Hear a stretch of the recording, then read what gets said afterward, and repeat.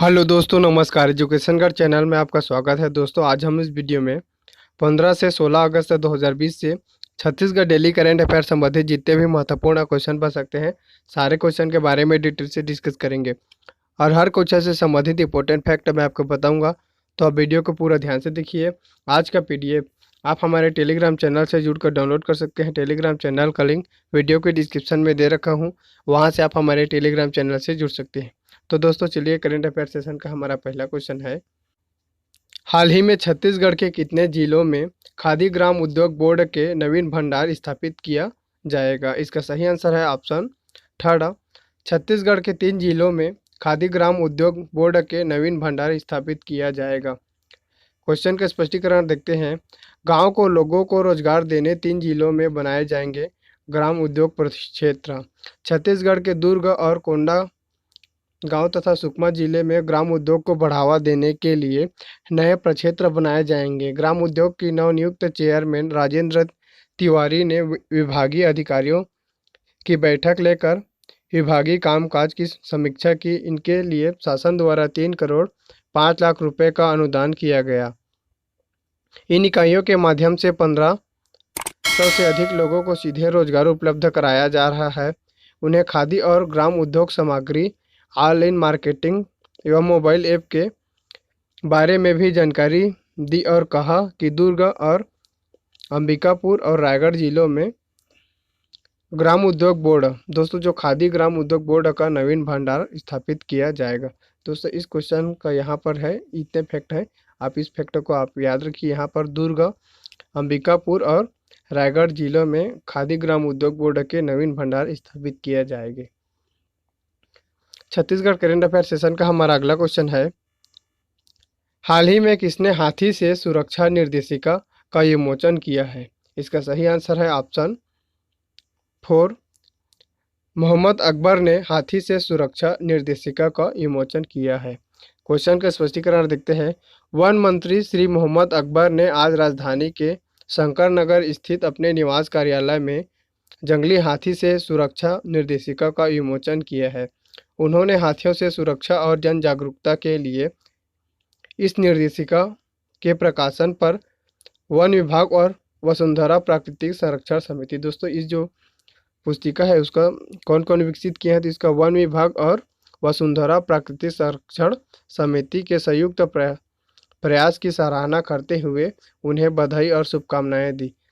One मंत्री श्री अकबर ने इस अवसर पर कहा है कि राजधानी रायपुर के वसुंधरा प्राकृतिक संरक्षण समिति द्वारा प्रकाशित यह चित्र निर्देशिका का निश्चित रूप से मानव हाथी द्वंद्व को कम करने में तथा प्रभावी तथा कारगर साबित होगी। साथ ही दोस्तों, इस ऑप्शन में और निम्न ऑप्शन दिए हैं, उनको के बारे में भी जैसे आप लोग जान लीजिए। जैसे दोस्तों, ये जो पहला ऑप्शन है नेहा चंपावत, यहीं से भी क्वेश्चन बनने की संभावना है। जैसे दोस्तों, ये है छत्तीसगढ़ का प्रथम महिला गृह सचिव। दोस्तों, आपसे ये क्वेश्चन पूछा जा सकता है कि छत्तीसगढ़ का पहला महिला गृह सचिव कौन बना है? तो इसका सही आंसर दोस्तों नेहा चंपावत छत्तीसगढ़ का पहला महिला गृह सचिव है। साथ ही दोस्तों, यहाँ पर दूसरा ऑप्शन दिए हैं टामन सिंह सोनवानी। दोस्तों, जो टामन सिंह सोनवानी है, इसे छत्तीसगढ़ लोक सेवा आयोग के नए चेयरमैन दोस्तों टामन सिंह सोनवानी बन गए हैं। आप इस फैक्ट को अभी आप रिविजन कीजिए। साथ ही दोस्तों, यहाँ पर थर्ड ऑप्शन दिए है जैसे ताम्रध्वज साहू जी। दोस्तों, जो ताम्रध्वज साहू जी हैं, ये वर्तमान में छत्तीसगढ़ के गृह मंत्री हैं। साथ ही दोस्तों, ताम्रध्वज साहू छत्तीसगढ़ लोक निर्माण विभाग मंत्री भी यही है दोस्तों, और छत्तीसगढ़ के जो संस्कृति मंत्री भी यही है। सांस्कृतिक मंत्री कौन है? तो ताम्रध्वज साहू जी हैं। आप इतने फैक्ट को आप याद रखिए, यहाँ से भी क्वेश्चन बनने की संभावना है। साथ ही दोस्तों, करंट अफेयर सेशन का हमारा अगला क्वेश्चन है, हाल ही में चर्चा में रहा नंबी जलप्रपात छत्तीसगढ़ के किस जिले में स्थित है? इसका सही आंसर है ऑप्शन थर्ड। बीजापुर जिले में स्थित नंबी जलप्रपात जो हाल ही में चर्चा में रहा। दोस्तों, अब ये चर्चा में क्यों रहा है? तो दोस्तों, अभी बरसात का मौसम है जिसके कारण नंबी जलप्रपात सामने आया है, इसलिए दोस्तों यह चर्चा में रहा है। नंबी जलप्रपात छत्तीसगढ़ राज्य की बस्तर संभाग में बीजापुर जिले के उसूर जनपद के नंबी गांव में स्थित है। यह जिला मुख्यालय से लगभग 64 किलोमीटर की दूर पर तेलंगाना सीमा में स्थित है।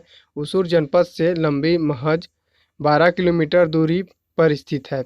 यह बस्तर संभाग में सर्वाधिक ऊंचाई से गिरने वाला जलप्रपात है। इसकी ऊंचाई लगभग 180 मीटर है। वर्ष 2001 में अविभाजित आंध्र प्रदेश ने अपने तरफ से पर्यटन का रास्ता साफ बनाने का दोस्तों प्रयास किया गया है, परंतु नक्सल समस्या के वजह से प्रयास असफल रहा। यह क्वेश्चन महत्वपूर्ण जलप्रपात से संबंधित है, तो राज्य में जितने भी महत्वपूर्ण जलप्रपात की खोज हुआ है उनके बारे में जानिए। दोस्तों 2020 में राज्य का सबसे ऊंचा जलप्रपात जिसका नाम है दोस्तों, उसका क्या नाम है तो मकरभंजा जलप्रपात दोस्तों, इसकी 2020 में खोज हुआ है दोस्तों, और यह जसपुर जिले में स्थित है। और यह दोस्तों कौन सी नदी पर है ये, तो ये महान नदी पर है दोस्तों। ये महान नदी पर मकरभंजा जलप्रपात है और यह प्रदेश का सबसे ऊंचा जलप्रपात है। इसकी जो ऊंचाई है दोस्तों ये 450 फीट से भी अधिक बताई जा रही है। साथ ही दोस्तों छत्तीसगढ़ के जो बस्तर जिला है यहाँ पर एक और महत्वपूर्ण जलप्रपात है जिसका नाम है चित्रकूट जलप्रपात। दोस्तों जो चित्रकूट जलप्रपात है यह भारत का न्यागरा के नाम से ही जाना जाता है। दोस्तों चित्रकूट जलप्रपात को भारत के न्यागरा के नाम से जाना जाता है और यह भारत का सबसे चौड़ा जलप्रपात है और दोस्तों यह भारत में सर्वाधिक जल राशि वाला जलप्रपात भी यही है। साथ ही दोस्तों बस्तर जिले में एक और जलप्रपात है जिसका नाम है दोस्तों तीरथगढ़ जलप्रपात। दोस्तों ये तीरथगढ़ जलप्रपात ये मुनगा बहार नदी पर है और यह प्रदेश का दूसरा सबसे ऊंचा जलप्रपात है। इसकी जो ऊंचाई है दोस्तों ये 350 फीट से भी अधिक बताई जा रही है। साथ ही दोस्तों यह बस्तर जिले में स्थित है। साथ ही दोस्तों यहाँ पर एक और महत्वपूर्ण जलप्रपात है जिसका नाम है गुप्तेश्वर जलप्रपात। दोस्तों जो गुप्तेश्वर जलप्रपात है ये सुकमा जिले में स्थित है और यह दोस्तों सबरी नदी पर स्थित है। साथ ही दोस्तों जो जसपुर जिला है यहाँ पर कुछ और जलप्रपात है उनके बारे में भी जानिए, जैसे राजपुरी जलप्रपात जसपुर जिले में स्थित है। साथ ही दोस्तों एक और जलप्रपात है जिसका नाम है अमृत धारा जलप्रपात। दोस्तों जो अमृत धारा जलप्रपात है ये कोरिया जिले में स्थित है। साथ ही दोस्तों जो कोरबा जिले है दोस्तों यहाँ पर केंदई जलप्रपात है। आप इतने फैक्ट को आप याद रखिए। साथ ही दोस्तों करेंट अफेयर सेशन का हमारा अगला क्वेश्चन है, हाल ही में किसके मार्गदर्शन में लोक स्वास्थ्य परंपरा अभियान के तहत निःशुल्क औषधि पादप वन कार्यालय बिलासपुर द्वारा वितरित किया गया है? इसका सही आंसर है ऑप्शन फर्स्ट है वन मंत्री मोहम्मद अकबर के मार्गनिर्देशन के अनुसार लोक स्वास्थ्य परंपरा संवर्धन अभियान के तहत निःशुल्क औषधीय पादप वितरित किया गया है। क्वेश्चन का स्पष्टीकरण देखते हैं। वन मंत्री के मार्गदर्शन में चलाए जा रहे लोक स्वास्थ्य परंपरा संवर्धन अभियान के तहत निःशुल्क औषधि पादप का वितरण जारी है। इसके तहत पौधों का वितरण 13 से 14 अगस्त को संजीवनी मार्ट वन कार्यालय परिसर बिलासपुर से किया जाएगा।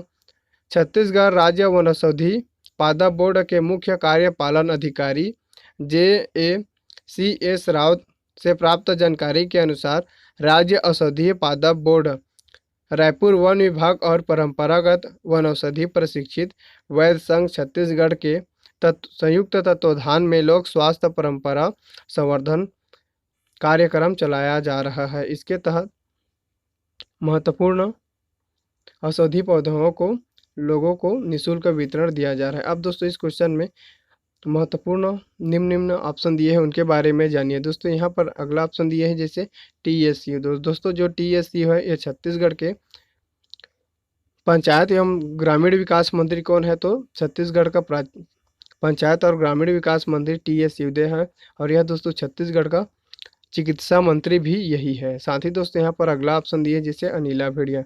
दोस्तों जो अनिला भेड़िया है यह छत्तीसगढ़ के महिला एवं बाल विकास मंत्री है। साथ ही दोस्तों जो महिला बाल विकास मंत्री अनिला भेड़िया है इसे छत्तीसगढ़ सामाजिक कल्याण मंत्री भी यही है। साथ ही दोस्तों यहाँ पर अगला ऑप्शन दिए हैं जैसे चरणदास महंत। दोस्तों जो चरणदास महंत है ये छत्तीसगढ़ विधानसभा के वर्तमान में अध्यक्ष है। साथ ही दोस्तों यहाँ से भी एक और इम्पोर्टेंट क्वेश्चन बन सकता है। साथ ही दोस्तों ये जो चरणदास महंत है विधानसभा के अध्यक्ष है, तो इनका उपाध्यक्ष कौन है? छत्तीसगढ़ विधानसभा के उपाध्यक्ष मनोज मंडावी छत्तीसगढ़ विधानसभा के उपाध्यक्ष है। आप इतने फैक्टों का आप रिवीजन कीजिए। साथ ही दोस्तों करंट अफेयर सेशन की ओर अगले बढ़ते हैं। हाल ही में किसने स्वतंत्रता दिवस के मुख्य समारोह में छत्तीसगढ़ी खान पान एवं व्यंजन केंद्र गढ़कलेवा पुस्तिका का विमोचन किया है? इसका सही आंसर है ऑप्शन 4। मुख्यमंत्री श्री भूपेश बघेल ने छत्तीसगढ़ी खान पान एवं व्यंजन केंद्र गढ़कलेवा का पुस्तिका का विमोचन किया है। क्वेश्चन का स्पष्टीकरण देखते हैं। मुख्यमंत्री ने छत्तीसगढ़ी खान पान एवं व्यंजन केंद्र गढ़कलेवा पुस्तिका का किया विमोचन। मुख्यमंत्री श्री भूपेश बघेल ने स्वतंत्रता दिवस के मुख्य समारोह में छत्तीसगढ़ी खान पान एवं व्यंजन केंद्र गढ़कलेवा पुस्तिका का विमोचन किया।